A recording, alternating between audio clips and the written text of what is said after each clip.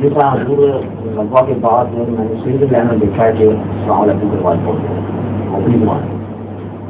ہم جب السلام علیکم کہیں تو وہ سمجھتے نہیں ہیں کہ یہ اس کو کیا مفہوم ہے. تو کیا زیادہ سمجھتے السلام علیکم جب ہم کہیں تو وہ اس کا صحیح مفہوم نہیں سمجھتے. ٹھیک ہے مہربان. تو کیا ہم غیر مسلم جو ہیں ان کی زبان میں السلام علیکم کا رواج دیں یا اپنا جو ہے؟ نہیں, اول تو السلام علیکم اگر آپ نے کہنا ہے تو اس کا ترجمہ کر دیا کریں ساتھ. اب یہ بھی ایک قابل توجہ بات ہے کہ غیر مسلموں کو السلام علیکم کہنے کا رواج ہے کہ نہیں ہے. صرف خوش آمدید کے رنگ میں کچھ کہنا ہے یا واقعتاً یہ اصطلاح استعمال کرنی ہے. ذاتی طور پر میں سمجھتا ہوں کہ ہرگز اس کی کوئی روک نہیں, ذاتی طور پر نہیں, یعنی جہاں تک میں نے سنت اور حدیث کا مطالعہ کیا ہے اس کی وجہ یہ ہے کہ قرآن کریم سے پتہ چلتا ہے اگر کوئی تمہیں تہیا کرے تو یہی سلامی ہے تو اس سے بہتر تہیا کرو. اس لیے وہ اگر گریٹنگ میں خیر سگالی کے جذبات پیش کرتے ہیں تو آپ کو زیادہ بہتر رنگ میں کرنا چاہیے, لیکن ہمیشہ انتظار نہ کریں کہ وہ کریں. جہاں رواج ہے وہاں ان سے بہتر انداز کا مطلب یہ ہے کہ ان سے سبقت لے جائیں, ان کے بولنے سے پہلے ہی ان کو خیر سگالی کی جذبات پہنچائیں. یہ بھی ایک طرز وہی اسی آیت کی حکمت کے تقاضا پورا کرنے والی بات ہوگی. اس سے بہتر انداز اختیار کرو. وہ تو مل کے گریٹ کرتے ہیں ہر دفعہ, اگر آپ انتظار ہی کرتے رہیں تو بہتر نہیں ہے.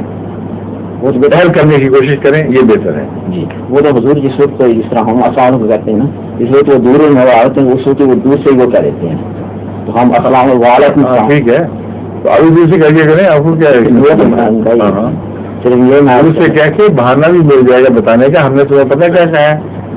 آپ نے اس نے آپ کو کہا گڈ ڈے گڈ ڈاک, ٹھیک ہے بھی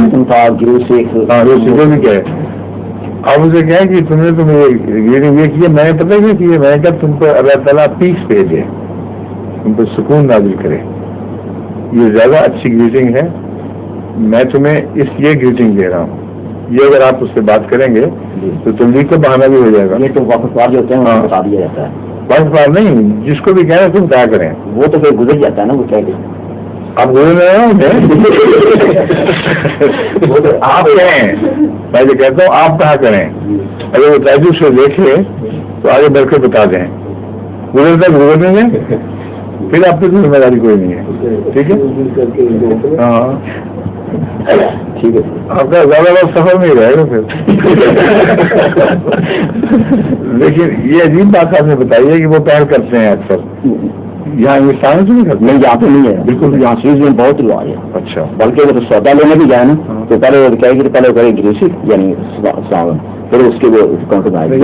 کیا مطلب کیا ترجمہ ہوتا ہے گریسی گاڈ, گریسی یعنی سکھ. ہاں اس کا یہ غالباً یہ انگریزی کا جو ہے نا یہ تو گاڈ گریو نہیں ترجمہ بتا دوں غالباً چھوڑ دیں. گریو سکھ گریو کہتے ہیں مطلب یہ اس کا بگاڑا ہوا لفظ ہے.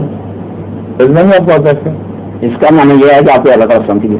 کس طرح بتائے گا آپ کو؟ یہ وہ میں نے ڈکشنری سے دیکھا. ڈکشنری جو دیکھ چکے پھر بتائیں گریو کا کیا مطلب ہے, سکھ کا کیا مطلب ہے, بگاڑا ہوا کو کہہ رہے ہیں. پھر جب بگڑا ہوا ڈکشنری میں مل گیا آپ کو تو پھر ترجمہ مل گیا آپ کو. گریس بہت گریس گاڈ ہے. اور سکھ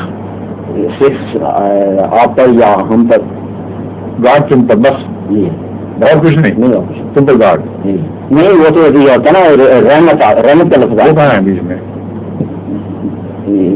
یہ دائرہ یہ وہ نہیں ہے نا. جب ان سے پوچھتے ہیں نا تو کیا مطلب اس کا مطلب ہے کہ یہ تو بڑا اچھا ہے. آپ کو کہیں ہم نے تو سلامتی کہی ہے اپنی زبان کو, ہمیں اپنی زبان میں کہتے ہیں, تو اپنی زبان میں کہتے ہیں. یہ جو واقف کار ان کو تو میں سارا سمجھا دیتا ہوں کہ آپ ہمیں ایک دفعہ کہتے ہیں, ہم تو آپ کے لیے ساری ہول لائف کے لیے ہم اس پہ وہ بڑے خوش ہوتے ہیں, کہتے ہیں بہت صحیح بات ہے آپ کی کہ آپ کا سلام بہتر ہے. پھر وہ بھی کہنا شروع کر دیتے ہیں السلام علیکم. ٹھیک. اور صحیح بات ظہور مہر آخر زمان ہے